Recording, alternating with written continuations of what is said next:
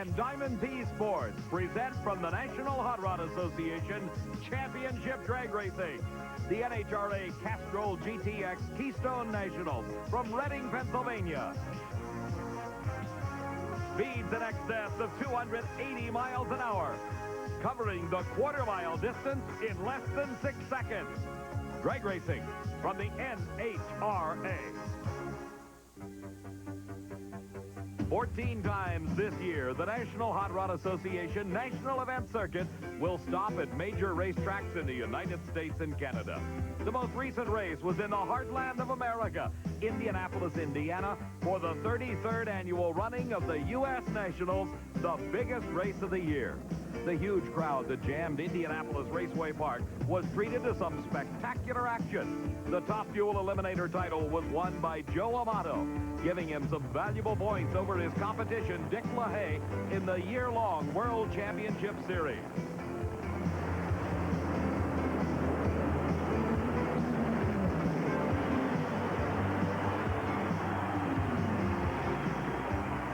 Two-time funny car world champion Kenny Bernstein added another star to his crown when he won the U.S. Nationals title over the fastest funny car in the world with Mike Dunn driving.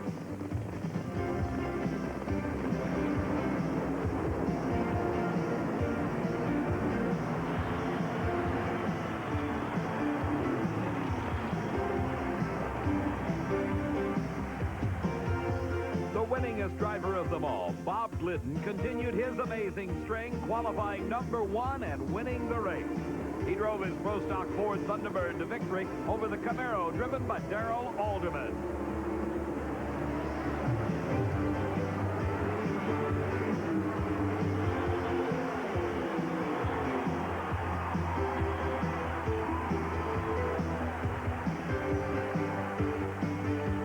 Today, we move east for race number 11 on the National Event Trail to the picturesque farmlands of eastern Pennsylvania. The area abounds in scenic beauty. Century-old farmhouses, the Amish tradition still maintained in many areas around Maple Grove Raceway near Reading, Pennsylvania.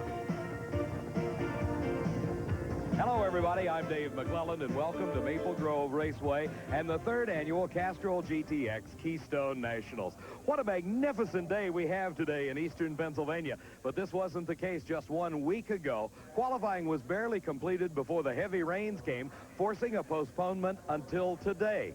As always, NHRA made available to the racers a tune and test day, and a lot of spectacular action occurred. For more on that story, here's Steve Evans. Well, Dave, yesterday was supposed to be a relaxed kind of get reacquainted with the racetrack kind of a day, but it suddenly turned frighteningly serious for two-time world funny car champion Kenny Bernstein.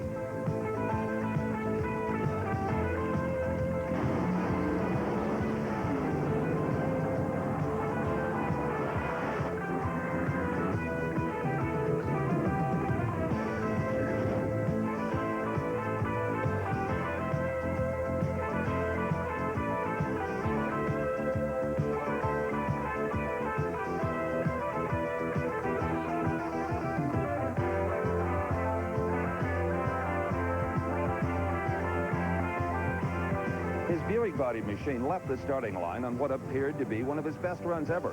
However, several flashes of fire from the left bank of headers indicated internal problems. Before the finish line, a connecting rod broke, a piston jammed open an intake valve, exploding the supercharger. A ripped fuel line allowed nitro to continue to feed the flames. Bernstein rocketed through the shutdown area, visionless, flew across a county road closed during the races, over the sand trap, rolled twice, and came to a stop on his side in a swamp.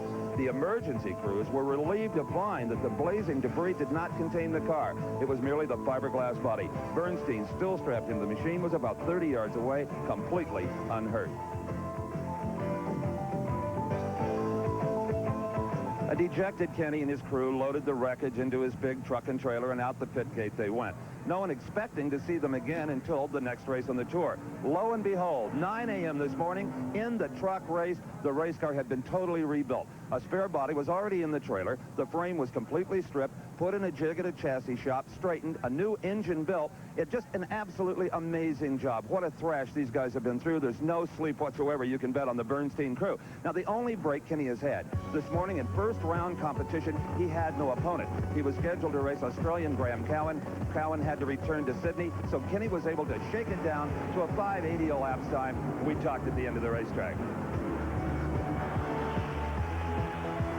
Well, unlike yesterday, Kenny Bernstein slips off his helmet. It's not half full of swamp water. And after a 20-hour thrash, this team is back. A 5:80 chuck-out run. How did it feel for you and the car? Oh, it was pretty, weak, and it laid all down here. I was going to go on through with it, but it wasn't running right down here. But just need to get one under our belts. The guys and the crew just did such a job. With the success you've enjoyed this year, 7 victories, the World Championship will again be yours. Was there any temptation to just throw the wreckage in the truck and take a week to come back? No, there really wasn't. In fact, it was never even discussed. When Dale went down and looked at the car in the swamp and thought it looked pretty good, let's go fix it, let's come back and do some battle, and that's the way we operate. And it's that kind of drive that has made this team the success it is, I guess. Well, it really is. It takes that, and the guys are just great, and all the friends that helped us, and Carl Ruth and Gwyn's and everybody else, but that's what it takes. A lot of people have been up all night. A lot of people up all night, and a lot of friends praying for us. We appreciate it, too. A gorgeous eastern Pennsylvania day. The temperature in the low 70s. A light breeze blowing, and that translates into some fabulous racing conditions. The atmosphere is just right for nitro-burning cars. Here is John Force in round number 2 of Funny Car Eliminator at the Keystone Nationals. Force is racing against Dauphine, Pennsylvania's Bruce Larson, a longtime competitor, not only on this racetrack, but up and down the eastern seaboard. He most definitely is a crowd favorite. John Force, calling Yorba Linda, California home, won his first national event title earlier this season when he won the Grand National in Montreal, Canada. Bruce Larson has yet to win his first event title, but he defeated D.A. Santucci in round number 1 to earn the right to face John Force in round 2. Larson, driving the Century TAC Engage's Chevy Beretta, is part of the multi-car team put together by another Pennsylvania racer, Joe Amato. And of course, John Force is part of that Castrol GTX racing team. Both cars staging very carefully. They're set. And John Force has a great advantage off the starting line. Larson's hanging in there. John Force wins the race by about a car length. His elapsed time, a 5:59. The losing time for Larson, so close, at a 5:69. Back on the starting line, the engine coming to life in the Skoal Bandit Pontiac Firebird of Don Prudhomme. With that nitro-burning engine just idling, Prudhomme rolls through a puddle of water, then stands on the throttle. That sets those Goodyear Racing Eagles to smoking, literally burning the rubber, getting them as hot as possible in the burnout procedure. Let's go to Steve with John Force. As always, the first question out of the mouth of John Force, how'd she run? 5:59 at 2:59. Okay, she's consistent. Who we race? I don't have any idea yet. Well, everything's, she's running like a Swiss watch here and consistent. And there's a lot of cars that are quick here. I think the air's excellent, the track's excellent. It's going to be a good race today. Mark Oswald is the wheel of the Motorcraft Thunderbird of Candies and Hughes, having completed his long burnout, up to take a short dry burnout to check the clutch and tire combination. Oswald, runner-up at the Summer Nationals this year, beat Billy Meyer in round number 1, while Prudhomme defeated Eric Reed in the first round of competition. Prudhomme is already a winner this season, winning the Gator Nationals title in Gainesville, Florida. Now both drivers concentrating on the start. A good lead for both men. Prudhomme had problems. And Prudhomme crosses the center line, striking the timing lights at the end of the track. Oswald won the race, and look at the damage to the right front of the Pontiac of Don Prudhomme. As we watch again, you'll see both drivers had a good start. Oswald may be gaining just a little bit of an advantage in the first few hundred feet of this quarter-mile long racing surface. And then the problem set in for Prudhomme. The car moved towards the guardrail, he drove it towards the center line, and it would not come back. The car striking both the cones and the timing lights. Well, to add insult to injury, not only did Don Prudhomme fail to get the wind light by a car length or so, but also when he got out of the car, he finds that the right front fender has been torn completely off his firebird.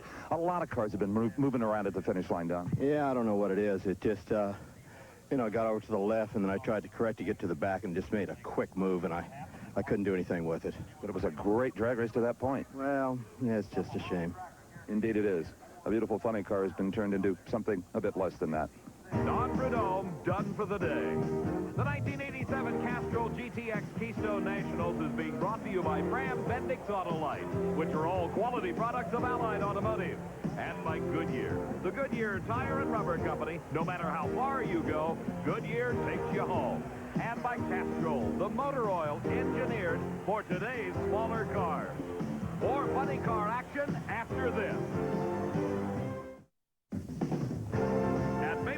Raceway near Reading, Pennsylvania, we're watching the Castrol GTX Keystone Nationals. This is the Miller American Oldsmobile, Ed McCulloch driving. He is racing against Johnny West. West out of Chandler, Arizona, drives the car owned and tuned by Roland Leon. That is the Hawaiian Punch Dodge Daytona. 2 times this season, Johnny West has made it to the finals, but has yet to win that all-important first race. For Ed McCulloch, a many-time champion twice last season, he was a winner on the NHRA National Event Trail. Both drivers are thinking about how to gain an advantage off the starting line without leaving too soon and thus red-lighting. A good start.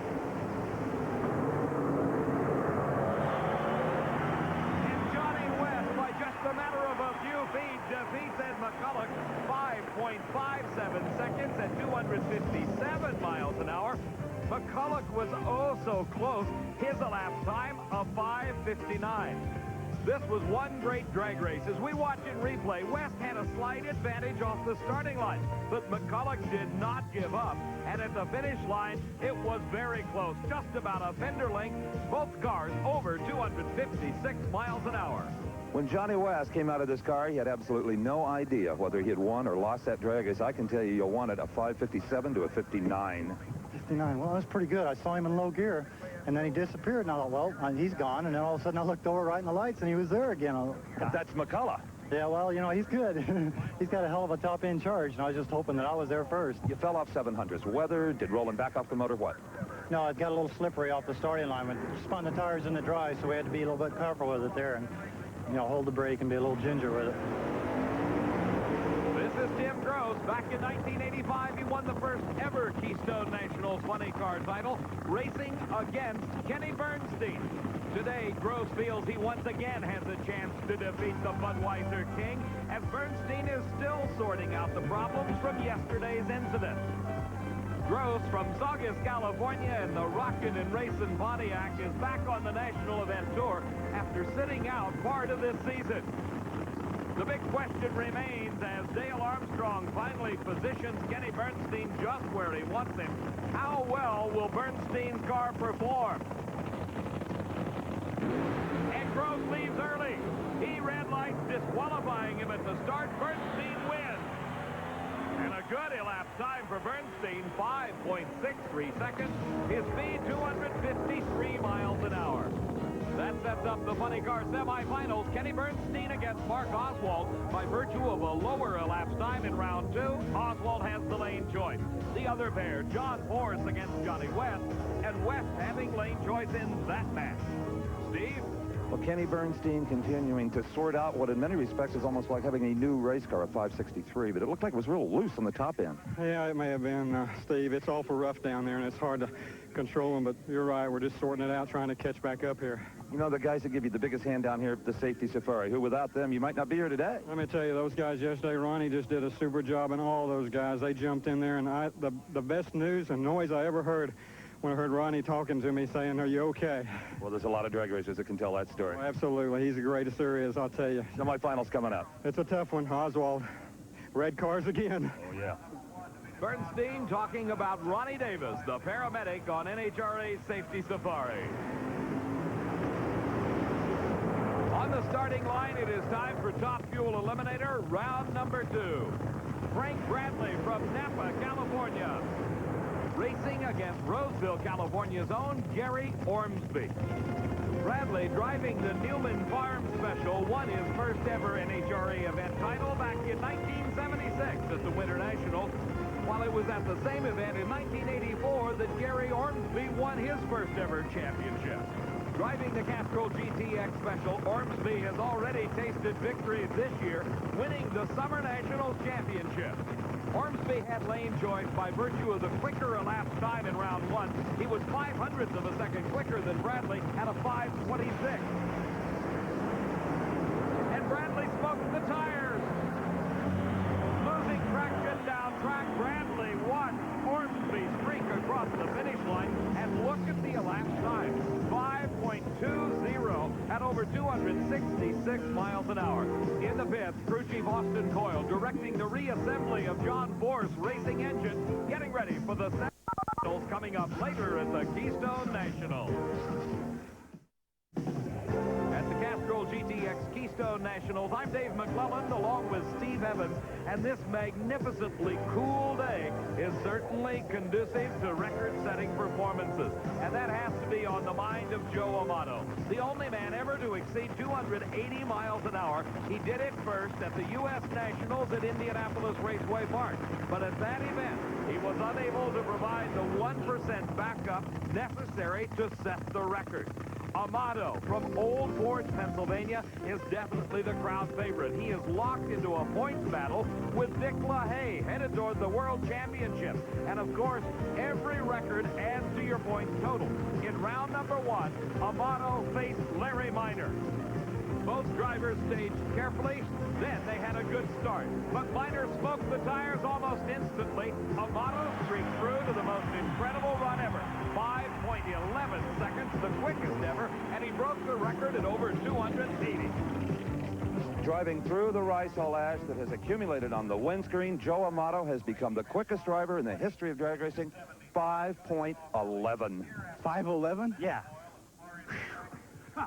Out of control, Steve. I mean, this car just keeps running faster and faster. I mean, you know... We're in 280 again. Well, that's the first leg of the record. That's 200 points. We can get the ET record, too, my God. I mean, the car made such a hard move in the bottom. I mean, it was bobbling the front tires, and it just thundered down through there, and it didn't do anything wrong. I mean... You told me before you can really feel speed. Can you feel elapsed time?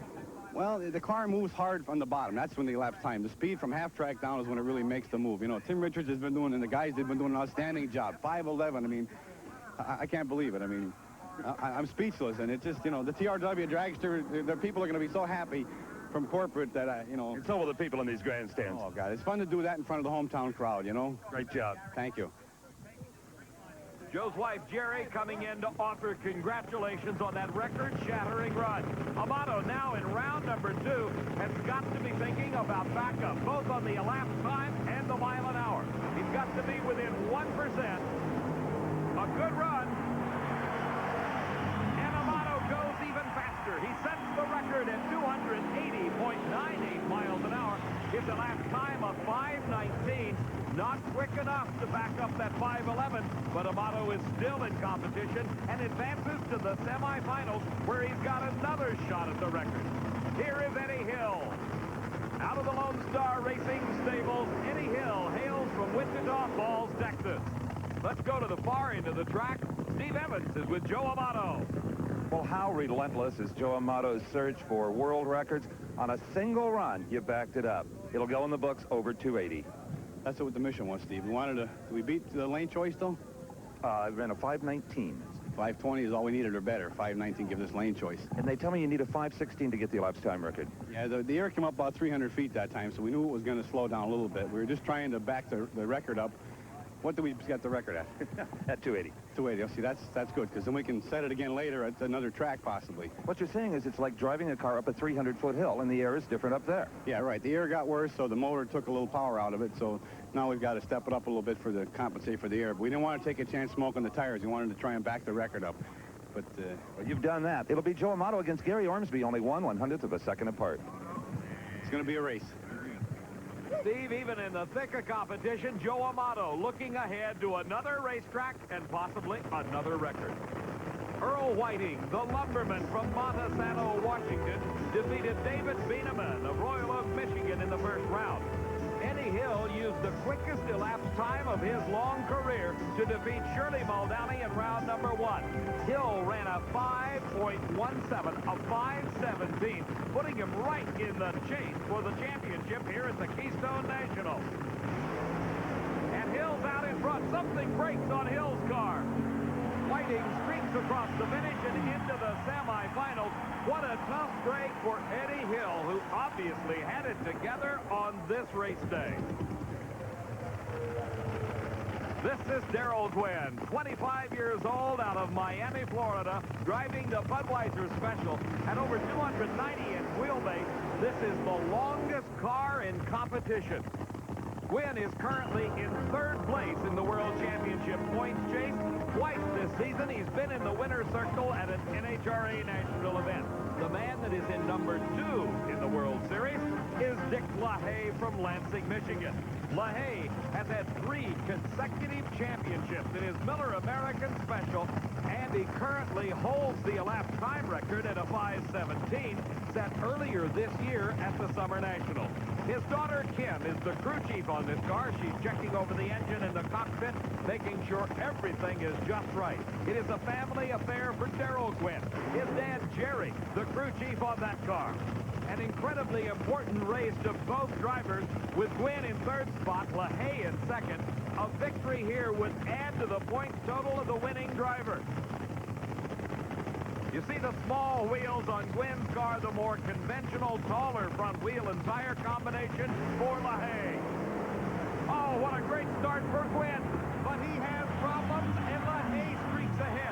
His elapsed time of 5.12, a 5.12 at over 279 miles an hour. He breaks his own record, and in doing so, that 5.12 gives him lane choice over Earl Whiting in the semifinals. The other pair in the semis finds Gary Ormsby racing Joe Amato, and the 5.19 by Joe gives him the lane choice. More racing in a moment from the Castrol GTX Keystone. At the Castrol GTX Keystone Nationals at Maple Grove Raceway, there's some fans that obviously know a good thing when they see it. Now, let's go to Steve with Dick LaHaye. Well, just when Joe Amato thinks he has established some kind of performance advantage over Dick LaHaye, a 5.12. Well, you know, we've been smoking the tires at these races and losing races. And for about the last 3 races now, or 2 races, we said we're not going to beat ourselves. Well, we had to start stepping it back up again because he went out there and run that 5.11. I mean, that's plenty stout. You know, he nailed the speed record for bonus points. Now, if you can get the ET record, you at least hold him, keep him at bay a bit. That's true, but he could touch ET record, too. And oh, yeah. I think, to be truthful with you, that we can touch this mile-an-hour record. Dick LaHaye displaying some well-deserved confidence. On the starting line, it's time for Pro Stock Eliminator. Reed Winston, racing out of Hayesville, Georgia, defeated Don Koontz in round number 1. His competition, Tony Christian, defeated W.J. Warren Johnson in the first round. The Pontiac Firebird is driven by Tony Christian, owned by the team of Vellante and Earl. Reed Winston out of RW Racing drives a Chevy Camaro. Tony Christian's got the advantage. But look at Winston come on. Oh, so close. Tony Christian wins it. His elapsed time of 7:49. Reed Winston actually went quicker at a 7:47. But Christian had the advantage off the starting line. He held off the hard-charging Winston, and there's the margin of difference. Just about a half a car length at the finish line. Jerry Ekman driving Bill Orndorff's Chevy Camaro out of Ventura, California, testing the starting line with a super long dry burnout. All the cars in competition today do these burnouts to try to get the tires as hot and as clean as possible, and the second burnout is to actually test the starting line conditions. Jerry Ekman in round number 1 defeated Kenny Koretsky earlier this year. Ekman won the Summer Nationals title. Bruce Allen at the wheel of the Levi Garrett Chevrolet Beretta drives for the team of Rare and Morrison out of Arlington, Texas. Allen defeated Butch Leal in round number 1. They're staging carefully. Lots of RPMs out of these engines. And oh, so slight advantage for Bruce Allen.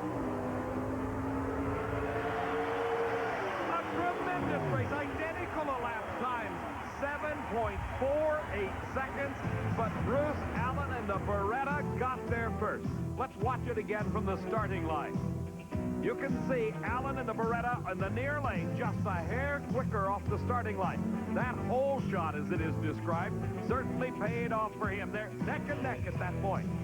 They're still side by side as they approach the finish line, with Ekman trying his best to catch Allen, but he could not. 7.48 seconds, the same elapsed time for each driver, just goes to show how important the start is, especially in this ultra-close pro stock competition. A pair of Pontiac Firebirds make up our next race. Kenny Delco at the wheel of Flip Speed Shop Special, owned by Flip Benito. Delco drove that car to victory over the Canadian Alvin Gauthier in round number 1, while Lee Dean at the wheel of the Sterling Brothers Pontiac Trans Am beat Charlie Garrett in his first round race. Dean ran slightly quicker than did Delco in the first round, thus he has the choice of lanes and takes the lane nearest the camera.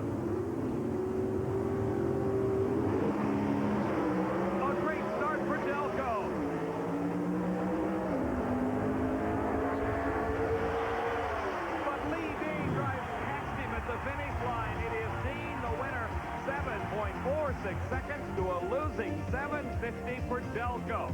You see the advantage that Delco built off the starting line, but that went away by the time they reached the finish, 1,320 feet away, and Lee Dean advances to the semifinals. Here's your number 1 qualifier, the Motorcraft Thunderbird of Bob Glidden. This is one of those races that has that classic Ford versus GM struggle. Nick Nicolas drives the Pontiac Trans Am. He beat Joe Sway in the first round, while Glidden defeated Darrell Alderman in a rematch of the finals of the U.S. National. A final check of the controls for Glidden. He established the standard for every pro stock racer in the first round. He ran a 7:38, just a hundredth of a second off the record. Glidden with the advantage off the starting line. Nicolas very late gets out close to the guardrail, shuts it down, and Glidden another 7:38 elapsed time. His speed over 186 miles an hour as he heads to the semifinals. That 7:38 elapsed time gives Glidden lane choice over Lee Dean, while our other semifinal pair of pro stock eliminator cars finds Bruce Allen against Tony Christian, and Allen having the lane choice. 20 cars. We're at Maple Grove Raceway near Reading, Pennsylvania for the 3rd annual Castrol GTX Keystone National. And we want to remind you about an upcoming event, the Winston Finals, October 29th through November 1st at the Los Angeles County Fairgrounds in Pomona, California. Make plans now to attend that outstanding event. On the starting line, we're set for the semifinals of Funny Car. John Force in the far lane, Johnny West in the near lane. If there is a surprise at this event, it has been the performance of Johnny West. He has run 5.50 for Force, a 5:57 best. Matches these two cars very, very evenly. Rolling into the infrared beam stretched across the starting line, the drivers position the cars exactly where they want them. The indicator lights on the Christmas trees tell starter Buster Couch they're ready. He throws the switch, it goes green, and Johnny West goes up into smoke, and John Force advances to the final. 5.50, 259 miles an hour. Marked improvement in the performance of John Force and the Oldsmobile. Kenny Bernstein has got his work cut out for him in this round. He is racing against Mark Oswald. Bernstein lost the lane choice in the previous round, but he did find the improvement in performance that he was looking for. For Oswald, he has been the dominant force in eliminations today. Steve? John Force, what a wonderful number on the board, a 5:50. Well, you saw it. I mean, that's the way it goes, and this ball game's definitely going our way this weekend. Bernstein's been plagued with problems. You know I'm sorry to see that. But that is drag racing. Coyle put this thing on. He says, go for lane choice. We're going to get it. Whether it's Bernstein or Oswald, we're going to be tough today. Got a little oil, a little water in the windshield. Where'd that come from? I had all kinds of stuff, and I'm looking out the window for him thinking, he ain't out there, but I'm thinking, if this thing lights up on me, I'm going to be hot. Really hot. As Bernstein found out yesterday, those things happen. As we've said before, a chat with John Force is truly an illuminating experience. Mark Oswald in the near lane, Kenny Bernstein in the far lane. They're set. a great start. And it's Mark Oswald by just a few feet. Mark Oswald into the finals against John Force, and Force won the lane choice. 5.52 seconds was Oswald's time. Bernstein just a hair behind at a 5:55. Look at the start. The advantage went by just a few thousandths of a second to Bernstein. You saw the lead at that point. Now at the finish line, you see how Oswald powered past and took the win. Well, Mark Oswald and Kenny Bernstein show us why so many fans buy tickets to drag races. What a battle. A 5:52 for you, a 5:55 for him.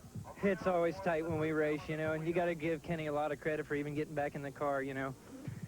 But I knew when he did, he was out here to win, you know, and he just proved it. It was just a hell of a drag race. This is the second year in a row you go into the finals. Last year you won it.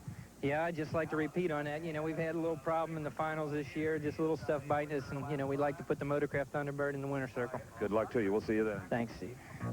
A relaxed Mark Oswald headed for the finals against John Force. Force has the lane choice, should that become important in the last round. Let's go to Steve with Kenny Bernstein. Car owner Paul Candies being congratulated by Kenny Bernstein, and you don't see any long faces down here. It's been such a tough weekend just to go as far as you did. A miracle. Well, it is. I mean, you know, yesterday in the swamp, like you said, there was no way I thought we'd be here, but my crew, again, I can't say enough for them. They just worked night and day, and all the friends that helped them. And it could have never happened without all our friends and our fans to help it, and the crew to do a job, Dale Armstrong and all the people. You know, one more run probably you needed to sort this thing out. Well, we're getting closer. Dale was stepping back up on it. You know, we had to back it way off after yesterday. That was a severe situation, so he was coming back the other way. But Mark and those guys are good racers, and I mean, the two red cars always have a heck of a battle in this today. The Budweiser Quaker State Buick just didn't get there first.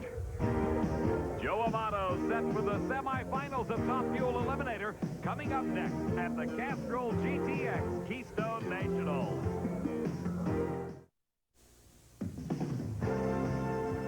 At the Castrol GTX Keystone Nationals at Maple Grove Raceway near Reading, Pennsylvania, action in John Force pit area as they prepare his engine for the final round of racing against Mark Oswald. While on the starting line, it's the semifinals of Top Fuel Eliminator.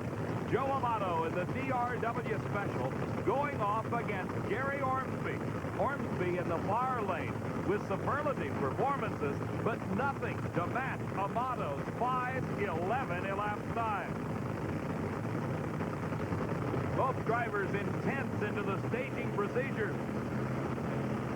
Amato set. Here comes Ormsby. And Amato red light. He left too soon. He just gave it away. Ormsby looks like he's got problems. He's just coasting at this point. But he gets to the finish line, the winner automatically by virtue of the red light disqualification for Amato. Let's watch. They're both staged. And well before the green light comes on, Joe Amato is gone from the starting line, leaving the big red light. Our next pair, Earl Whiting, doing his burnout to race against Dick LaHaye. With Amato out of competition, LaHaye has a shot at both the elapsed time and mile-an-hour records. You know this has to be a moment of agony for Joe Amato. Well, this magic day in his home state has come to an end for Joe Amato with a red light. But, you know, rather than see you punish yourself emotionally here, if it were not for your good driving, you wouldn't have won the U.S. Nationals. You've just been leaning on it pretty hard. We've been pushing the lights, Steve. You know, that's the only way. The cars are running so close. You know, it's a driver's race up there, you know. And I pushed it a little too hard that time. I knew, you know, we ran a 19, Ormsby ran a 20. That puts a lot of pressure on the driver, I guess. But, you know, when he goes out and brakes, it doesn't make you feel any better about it. You know, he blew the blower belt off, so it would anything we did would have wouldn't be able to beat him. You know, that's why you'll think about this all winter. But thank God there's another race next week in Texas, and we'll get on for it. Well, good job, and thanks for all the thrills, especially the record today of over 280. Well, thank you. You know, the funny part of it, that LaHaye might be able to go over that, because he has a backup already in the book, so we're going to be watching close. Funny, that's what he said, too. Yeah, I know. So it's got us thinking. The point struggle continues between Joe Amato in first place at the moment and the man in the nearer lane to the camera, Dick LaHaye, who is in second. Earl Whiting comes into the staging beam. LaHaye is set, and Whiting red light. Both races in the semifinals decided by a red light. LaHaye does not back out of it. He goes 5:19 at 270 miles an hour. Not good enough to back up either record, but he has one race remaining. That's the finals against Gary Ormsby, where Dick LaHaye has the choice of lanes. Meanwhile, back in the pits, it is work going on in the Mark Oswald camp for the Candies and Hughes car as they prepare that race vehicle for their final round match against John Ford. That's sure to be a good one. Let's go to Steve with Dick LaHaye. Joe Amato is concerned that you could take his speed record away from him. He just told us that. Yes, it ran 279.58 the round before, and Which would serve as a backup for a 280. Yeah, we could run 281.08, I think it is, and that would touch the record. And plus, if we can run better than a 17.1, we can set the elapsed time record, so we could pick up actually 400 points on this thing right here. Well, thanks, Dick. And you know, there's a fellow named Gary Ormsby that may have a lot to say about all of this before it's said and done. That's very true. The LaHaye family going to work in quest to win this season. More racing action in a moment.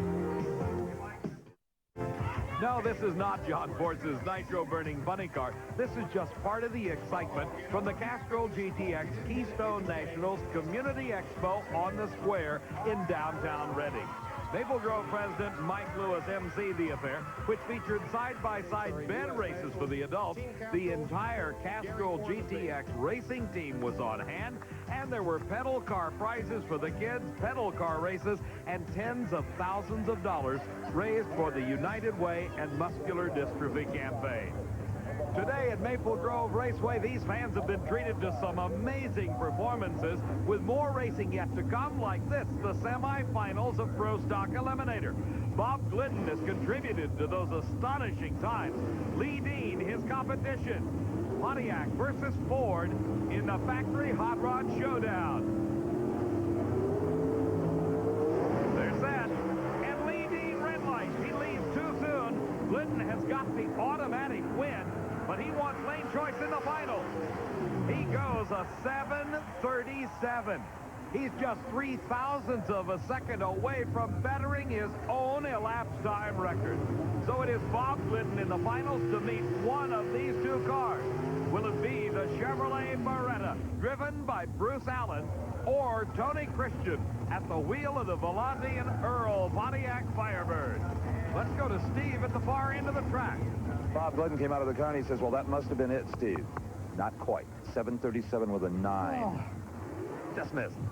If we can get by one more round, maybe we can go 1/100th quicker.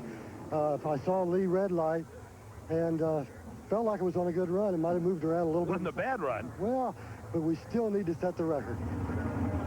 Bruce Allen in the far lane has the choice of lanes. He switched from where Bob Glidden was, who had the choice. Allen going in the far lane, so obviously these drivers considering both lanes equal. A great start for Tony Christian and Bruce Allen right side by side. Allen has problems. And for the first time in his career, Tony Christian goes into a Pro Stock final round. 7.61 seconds. That elapsed time not good enough to give him the choice of lane. Bob Glidden has that for the finals in Pro Stock Eliminator. There's lots of action back in the pit area. Dick LaHaye's car. He is one of those people that pulls double duty. Not only does he drive the race car, he also works on this vehicle between rounds. The finals coming up in just a moment. I'm Dave McClelland along with Steve Evans at the Castrol GTX Keystone Nationals at Maple Grove Raceway near Reading, Pennsylvania. And only 3 races remain. In Pro Stock Eliminator, it will be Tony Christian going off against Bob Glidden. Glidden drives that Ford Thunderbird that has been the dominant force in competition all year long. Tony Christian in his first ever final. Steve had a chance to talk to Tony after his semifinal win.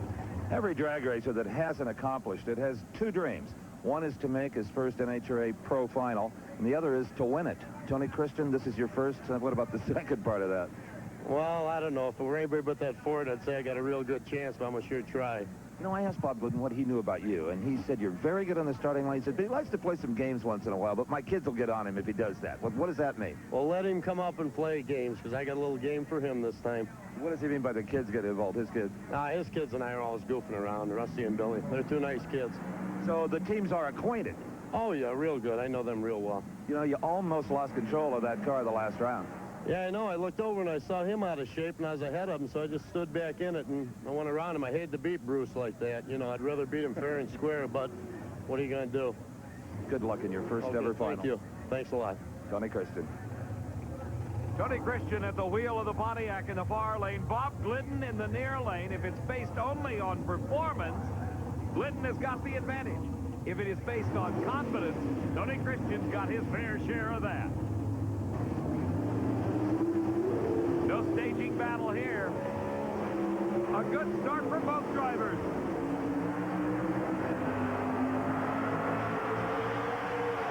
And by more than a car length, Bob Glidden wins the race, but he misses the elapsed time record now by 0.02 of a second.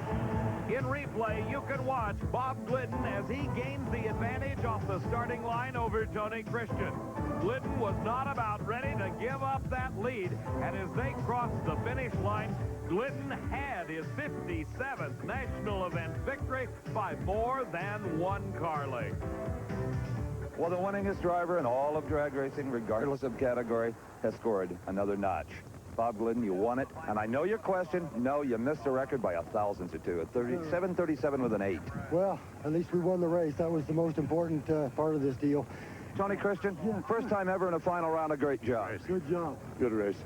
That's like David against Goliath racing this guy. Hey, he didn't take it easy on you. No, he didn't. I knew what Tony was going to do. He fibbed to me a little bit about the starting line procedures, but he was on time, and I think we made a really nice run. He probably had some problems in the left lane.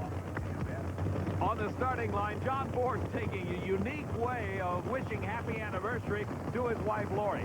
This is their 6th anniversary. He had hoped to be home to celebrate it, but instead, he is in the finals of the Keystone Nationals against Mark Oswald, driving the Candies and Hughes Thunderbird.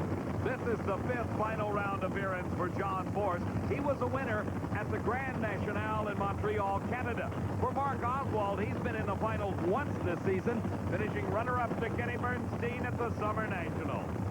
Force had the choice of lanes. He picked the lane furthest from the camera, where he ran at 5.50 in the semifinals. Force laps the stage, and Force instantly up in smoke. Oswald saving the best for last, 5.49 seconds.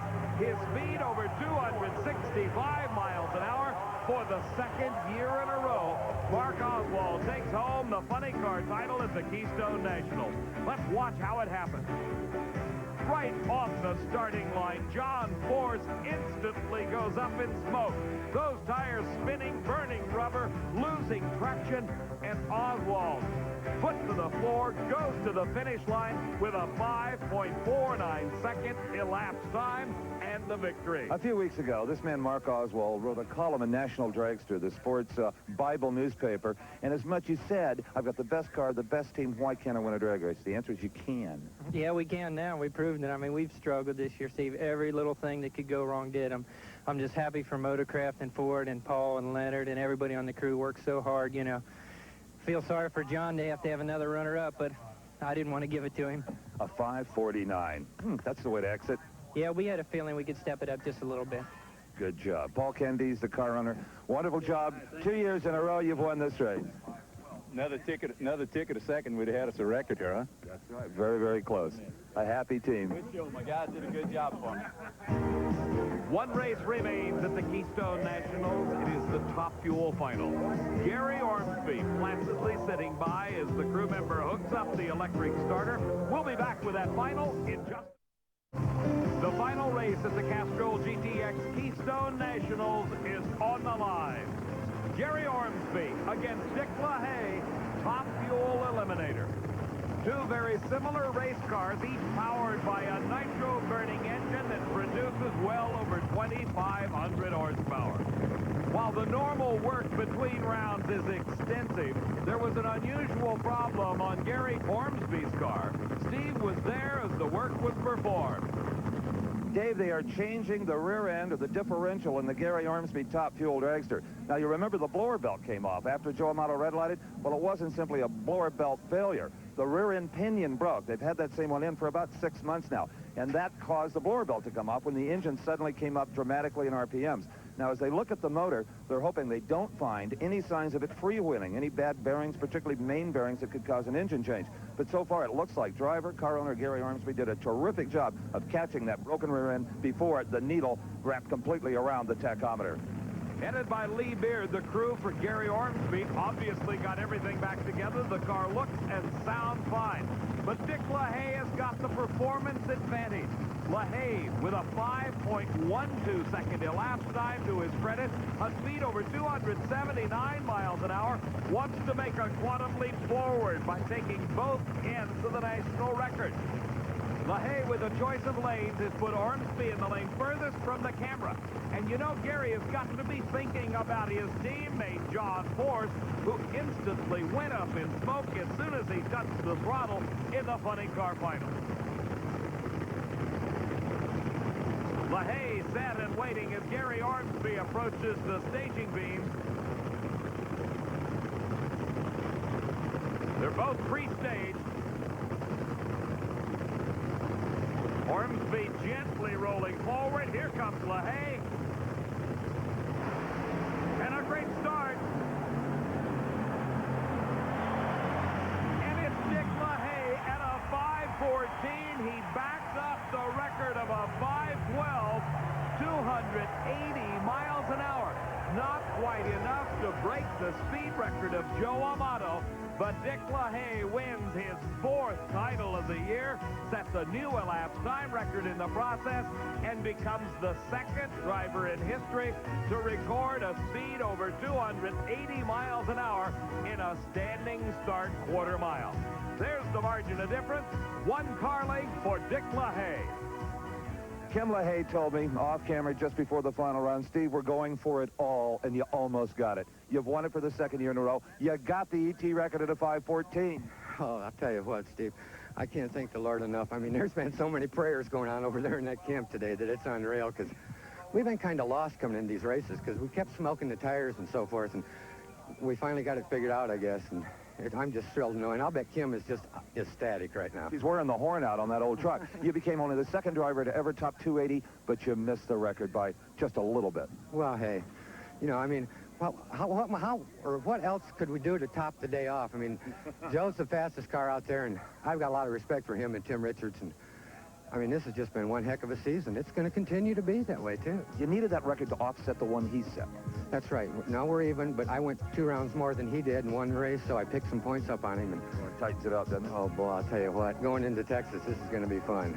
Dick LaHaye, for the 2nd year in a row, he has won the Castrol GTX Keystone Nationals. What a job he's done. What a job this whole crew has done. Be sure to be watching in November for the NHRA Winston Finals from Pomona, California, coming up right here on ESPN. For Steve Evans, I'm Dave McClellan saying so long from Maple Grove Raceway. The 1987 NHRA Castrol GTX Keystone Nationals have been brought to you by Graham Bendix Autolite, all quality products of Allied Automotive, and by Goodyear, the Goodyear Tire and Rubber Company. No matter how far you go, Goodyear takes you home.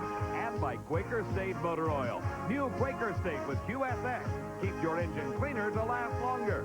Coverage of the NHRA Castrol GTX Keystone National has been a presentation of Diamond B Sports.